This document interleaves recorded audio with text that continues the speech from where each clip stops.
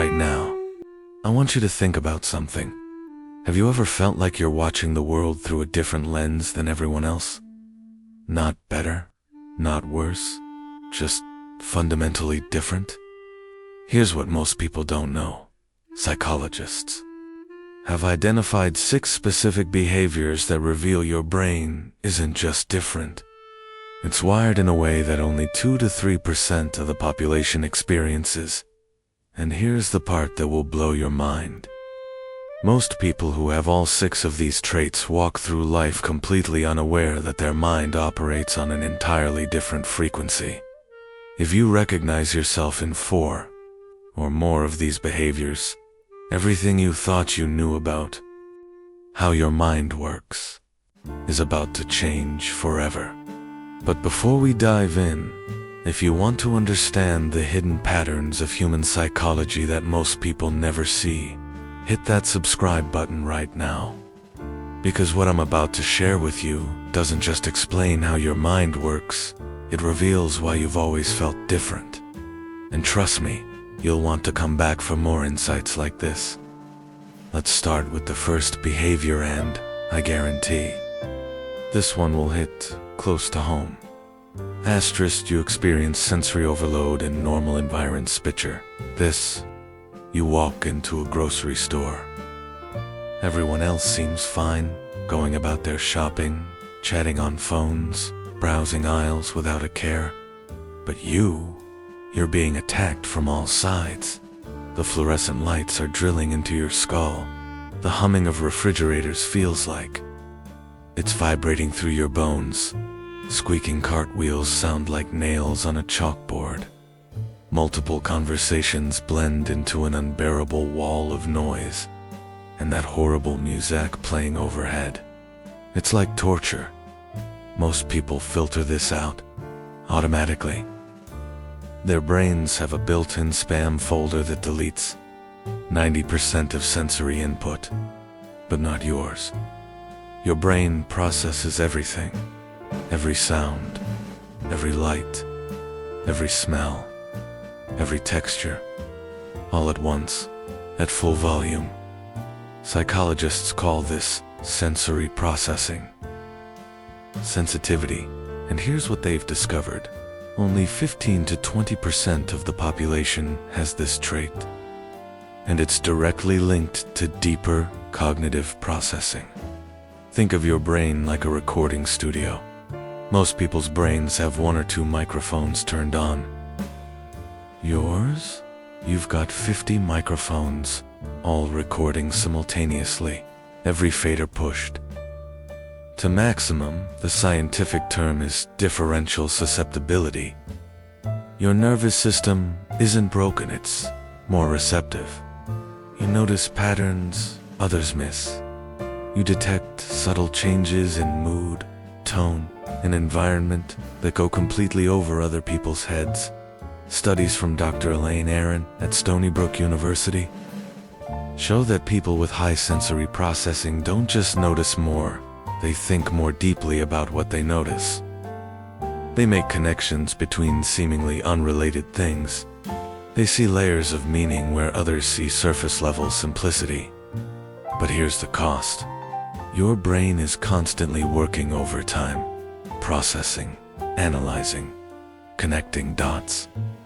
Which is exactly why silence doesn't feel empty to you. It feels like relief. Like finally being able to breathe after holding your breath underwater. And that leads us directly to the second behavior. You think best in complete solitude while everyone else seems to recharge by going out, being social, and surrounding themselves with people. You do the exact opposite. You need to be alone, not because you're antisocial, not because you don't like people, but because that's when your mind finally gets to do what it does best. Think deeply. Late night walks by yourself, sitting in your car for 20 minutes after you get home, staring out a window, looking like you're doing nothing but inside. Your mind is running 1,000 simulations at once. Psychologists call this internal cognitive processing, and it's one of the clearest markers of an unconventional mind. Here's what's happening. While others think in real time, responding quickly, and moving on, you process in layers. You replay conversations not because you're anxious, though people always assume that, but because you're analyzing them. You're extracting meaning. You're understanding the subtext, the tone, the unspoken messages that were actually more important than the words themselves. You simulate future decisions, running through scenarios like a chess grandmaster thinking 10 moves ahead. You question assumptions that most people accept without a second thought. Why do we do it this way? What if the opposite were true? What am I missing? Dr. Carl Jung described this as introverted intuition, a cognitive function where your mind builds complex internal models of how the world works. And here's the fascinating part. Studies show that people who think this way often score higher on measures of creativity, strategic thinking, and problem solving. But to the outside world, you look withdrawn, distant, maybe even unfriendly. The truth? Your mind is working at full capacity, connecting dots no one else even sees on the page. And that brings us to something that might make you a little uncomfortable. You, obsessively, replay past conversations 3 a.m. You're lying in bed, and suddenly your brain decides to replay that conversation you had 3 weeks ago, or 6 months ago, or 5 years ago. Not just the embarrassing moments, though. Those definitely get there. Spotlight everything. Every interaction. Every word choice. Every facial expression. Most people think this is anxiety. Social anxiety. Overthinking, a problem that needs to be fixed. But psychologists say it's something completely different. It's called metacognitive awareness, and it's actually a sign of a highly sophisticated mind. Here's what's really happening. You're not just remembering conversations. You're analyzing human behavior in real time. You're building a database of social patterns, psychological cues, and emotional dynamics. Think about it. While most people experience a conversation and move on, you're extracting lessons from it. Why did they react that way when I said this? What was the real message beneath their words? How could I have communicated more effectively? Research from the University of Michigan shows that people who engage in this type of rumination when it's analytical rather than anxious demonstrate higher levels of emotional intelligence and pattern recognition. You're not overthinking your deep. Your brain is training itself to understand the complex, unspoken rules of human interaction that most people navigate on autopilot. But here's where it gets really interesting. Because people with this trait often do something that seems completely contradictory. You alternate between intense focus and complete detachment. One moment, you're absolutely absorbed. In the zone, hyper-focused hours dissolve without you noticing. The world disappears. There's only you and the task, the idea, the creation, and then suddenly you snap out of it. You disconnect completely. You're no longer in the experience. You're watching it, observing yourself from the outside, analyzing your own behavior, like you're a character in a movie. It's like a camera pulling focus from an extreme close-up to a wide shot, and now you can see yourself in the scene, and you're wondering, why am I doing this? What does this mean? What's the pattern here? Most people think this is a problem with attention or focus, but psychologists say it's the exact opposite. It's called cognitive flexibility combined with meta-awareness, and it's incredibly rare. Your brain naturally shifts between two modes. Mode 1, deep immersion, where you lose yourself completely in the task. This is where creativity happens, where breakthroughs occur, where you produce your best work. Mode 2. Meta-observation, where you step back and analyze the process itself. You don't just think, you think about how you're thinking. Dr. Mihaly Csikszentmihalyi, the psychologist who coined the term flow state, noted that people who can consciously shift between immersion and observation possess a rare form of cognitive control. You're simultaneously the artist and the art critic, the writer and the editor, the player and the coach, and this ability to zoom in and zoom out at willies. Exactly why people like this are drawn to philosophy, strategy, complex problem solving, and systems thinking. But this cognitive pattern reveals something even deeper about how your mind works. ... Asterisk. You question every normal life path: marriage by 30, climb the career ladder, buy a house, have kids, follow the timeline everyone else follows. But here's your problem. You can't just accept these paths automatically.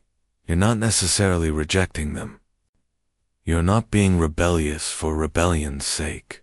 You're just asking, but why? Why should I follow this timeline? Who decided this was the right way? What if there's a better path that nobody's talking about? What if the normal way is only normal because nobody questions it? Psychologists call this independent cognitive framing. Your mind doesn't operate on social defaults to pre-installed settings that guide most people through life. You don't outsource your decisions to society's consensus. Instead, you build meaning from scratch, using your own logic, your own values, your own definition of success. And here's what's fascinating. Research from Stanford University shows that people with independent cognitive framing are significantly more likely to create unconventional solutions, start innovative businesses, and challenge systems that others accept without question. And this is the hard part. This makes other people uncomfortable. They'll call you too deep, difficult, overly analytical, as if thinking critically about your own life is somehow a character flaw. The truth? Your brain simply isn't optimized for conformity. It wasn't built to follow the herd. It was built to question, to analyze, to find your own way. And that leads us to the final behavior, the one that ties everything together. You feel slightly out of sync with the world. This is the hardest one to explain, but if you have it, you know exactly what I'm talking about. It's not that you're disconnected from the world. It's not that you think you're superior to others. It's that you feel like you're operating on a different frequency, like you're hearing music a half beat ahead or behind everyone else. You sense things before they happen. You pick up on tensions in a room that nobody else notices. You know when something's wrong before anyone says a word. But here's the strange part. You don't process emotions in real time the way others do. You understand them more deeply, but later, after you've had time to step back, to reflect, to let the experience settle. Psychologists call this asynchronous processing. Your mind isn't faster or slower, it's operating on a different timeline. Think of it like this. Most people experience life like watching a live TV broadcast. They react in the moment, process quickly, and move on. You're watching the director's cut with commentary. You see the same events, but you're also seeing the subtext, the foreshadowing, the hidden patterns, the deeper meaning. Studies show that people with asynchronous processing are often the ones who identify problems early, before they become crises, question systems that everyone else takes for granted, notice the small quiet truths that others walk right past. But it comes at a cost. It can feel profoundly isolating. Because by the time you've processed something and want to talk about it, everyone else has already moved on. So, if you recognized yourself in 4 or more of these behaviors, listen carefully. There is nothing broken about you. Your mind wasn't built for shortcuts. It wasn't designed for surface-level thinking or prepackaged answers. It's a mind that was built to see more, to feel more, to understand more, even when that comes with weight, even when it feels lonely, even when others don't understand. The real question isn't whether your mind works differently. The question is, now that you know this about yourself, what are you going to do with it? Because the world doesn't need more people who think the same way. It needs minds like yours, minds that question, that analyze, that see patterns others miss. You're not broken, you're just rare. And that's exactly what makes you powerful. If this resonated with you, drop a comment and let me know which behavior hit closest to home. Sometimes the quietest minds have the most profound things to say. And remember to subscribe, because we're just getting started uncovering the hidden psychology that explains why you are the way you are. I'll see you in the next one.